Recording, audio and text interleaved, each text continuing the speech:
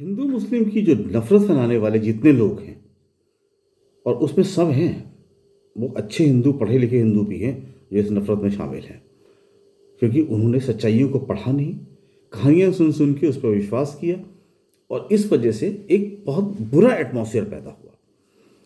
अब मैं उन सब लोगों से पूछता हूं कि ये बताओ, मुसलमानों ने तुम्हारा क्या बिगाड़ा है?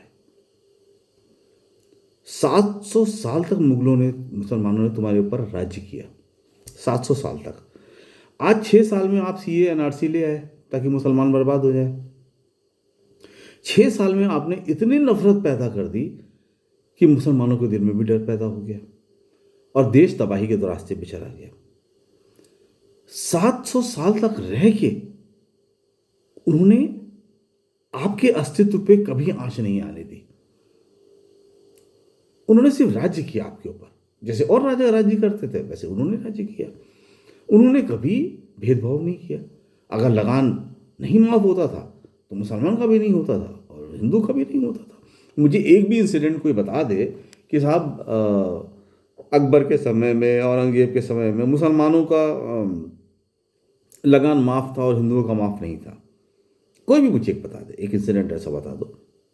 कोई नहीं मिलेगा। ना कभी आपके परबाबा ने, कभी आपके बाबा ने, कभी आपके दादा ने, कभी आपके पापा ने आपको ये बताया ही नहीं होगा, क्योंकि ऐसा कभी हुआ ही नहीं। भेदभाव कभी नहीं हुआ। वो राजा थे, उनका अगर लगान माफ किया तो सबका माफ किया, नहीं माफ किया तो किसी का नहीं माफ किया। एक बात। दूसरी बात, मुझे उस मुसलमान का नाम बताओ जो देश का पैसा लेके भागा हो।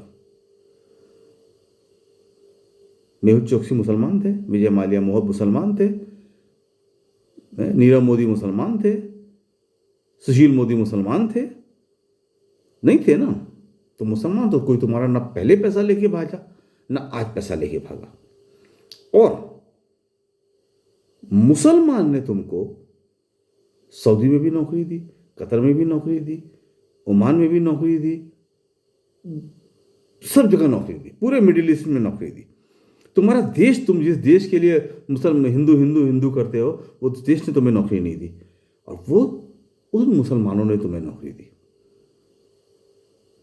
वो तो अगर वो भेदभाव कर रहे होते तो वो कहते मैं इंडिया के लोगों को लूंगा ही नहीं, इंडिया के मुस्लिम को लूंगा, बाकी बांग्लादेश के मुस्लिम को लूंगा और पाकिस्तान के मुस्लिम को लूंगा, दुनिया में और भी जितने मुस्लिम हैं उनको लूंगा, मैं हिंदुओं को क्यों लूं? कभी सोचा है इसको? उन्होंने कभी भी भेदभाव नहीं किया। उन्होंने क्वालिटी देखी, अच्छे काम करने वाले वर्कर देखे, वो हिंदू मुसलमान कोई भी हो। कभी तुमने सुना है कि दो इंजीनियर गए, एक मुसलमान था उसको ज़्यादा सैलरी मिली और एक हिंदू था उससे कम सैलरी मिली?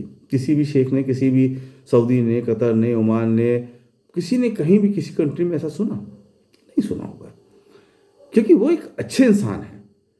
आपको नफरत का बीज पढ़ाया गया है बचपन से, क्योंकि आपके धर्म को कुछ बहुत वाहियात लोगों ने हाईजैक कर लिया। वो वाहियात लोग वो हैं जो मंदिरों में बैठे रेप करते हैं, जो मंदिरों में बैठ के आपको उल्लू बना के आपसे पैसे लेते हैं, वो जो हाथ दे के आपका भविष्य बताते हैं, जिनको अपना भविष्य पता नहीं होता है, वो सारे लोग हैं। वो फर्जी क्रिमिनल लोग, वो वाहियात लोग जो भगवा ओढ़ के मंदिरों में बैठ गए, उन्होंने उस पूरे धर्म का सत्यानाश कर दिया। उन्होंने कोई आदर्श स्थापित नहीं किया और उल्टा ऐसा जुल्म किया, ऐसी ऐसी हरकतें की जिससे पूरा हिंदू धर्म बदनाम हो गया। और आपकी गलती यह है क्योंकि आपने अपने हिंदू धर्म को बनाने की कोशिश नहीं की। आप उन्हीं के सामने हाथ जोड़ के खड़े हो गए। एक क्रिमिनल कातिल भगवा ओढ़ के खड़ा हो जाता है टीका लगा के, और आप सब उसके पैर पकड़ के बैठ जाते हो। क्यों? क्योंकि आप कमजोर हो, आप गधे हो, इसलिए। वरना आप पूछते कि भाई ये बताओ, तुमने कितने साल जाके जंगल में पूजा की, तुम्हें कितनी काबिलियत आई? तुम कहते हो कि साहब माया मोह है ये, तो तुम माया मोह क्यों इतने बड़े बड़े 5 स्टार आश्रम में क्यों रह रहे हो? तुम जाके रहो साधारण तरीके से पेड़ के नीचे। तुम क्यों नहीं किसी को शिक्षा देते? तुम ये अरबों रुपए इकट्ठा कर रहे हो, इतने बड़ा आश्रम चला रहे हो, क्यों चला रहे हो? ये गरीबों को क्यों नहीं दान करते? कभी पूछा है? नहीं पूछा, क्योंकि तुम खुद गलत थे। जब हम खुद गलत होते हैं तो हम गलत लोगों को प्रोटेक्ट करते हैं। हिंदू धर्म के साथ यही दुर्भाग्य रहा कि आपने गलत चीज को प्रोटेक्ट किया। चलिए कोई बात नहीं, वो भी हो गया। अब मुझे ये बताइए, अब्दुल कलाम जैसा कोई पैदा हुआ है नेता इस देश में? कोई साइंटिस्ट, कोई नेता पैदा हुआ है? वो देश के राष्ट्रपति भी थे और साइंटिस्ट तो थे ही। उन्होंने देश को मिसाइल दी, जो देश की सबसे बड़ी जरूरत थी, सबसे बड़ी जरूरत, क्योंकि सब लोगों के पास मिसाइल्स आ गई थी। बैठे बैठे बटन दबाओ और दूसरा देश दबाओ। अमेरिका क्या क्यों पावरफुल है? मिसाइल्स हैं। उनके राष्ट्रपति के पास न्यूक्लियर बम की ब्रीफकेस रहता है, वो बटन दबाएंगे, आधी दुनिया खत्म। ये पावर तुम्हें किसने दी? मुसलमान ने। तो तुमने कब क्यों नहीं कहा कि हम मुसलमान का नहीं लेंगे? मुसलमान का जोमेटो वाला खाना लाता है तो तुम फेसबुक पे चला देते हो कि साहब मुसलमान लाए खाना, हमने खाया नहीं। तो मुसलमान की मिसाइल क्यों ले ली थी? क्योंकि तुम्हारा कैरेक्टर है ही नहीं। मिसाइल दे रहा है, काम का है, ले लो। जोमेटो से खाना आया, यार इससे तो हम कुछ फैला सकते हैं, अपना नाम कर सकते हैं, किस चीज पे नाम?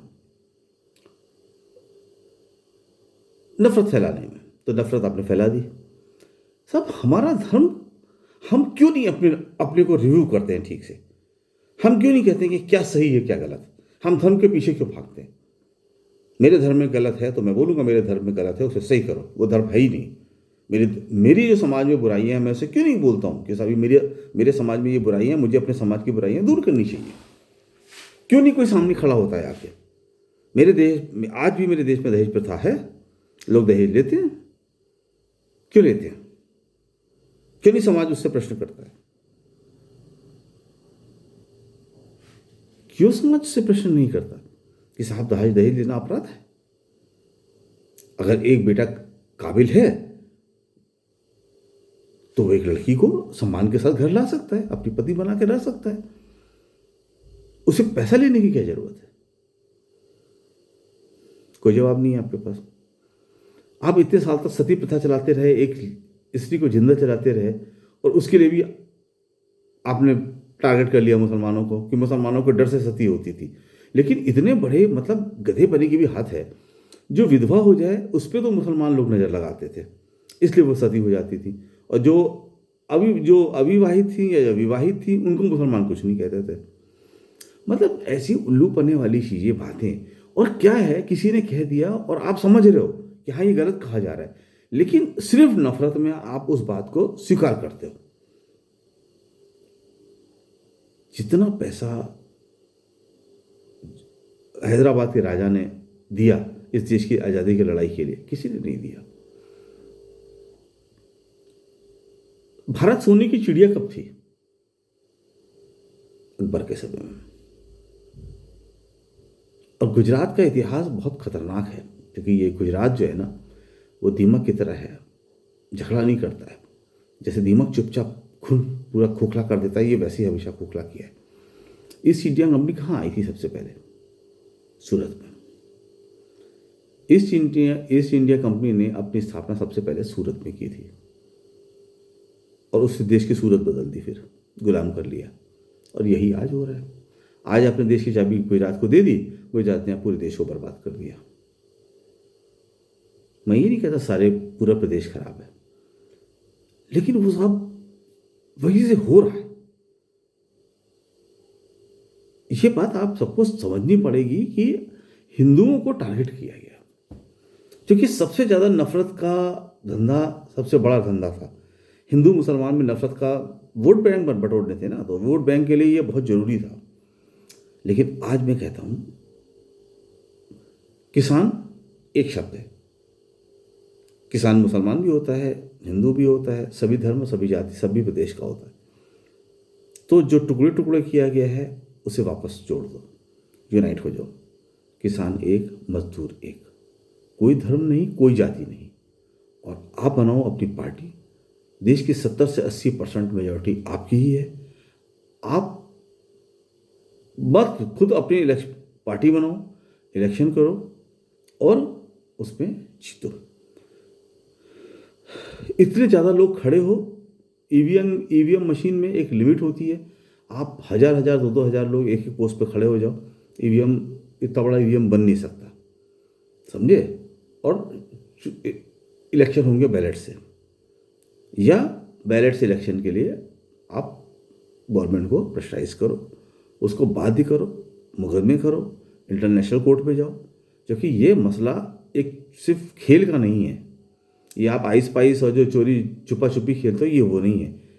ये इस शातिरबाजी ने जो है ना, इस देश को बर्बाद किया है। 134 करोड़ लोग, इतने विशाल, इतने महान देश को बर्बाद किया है।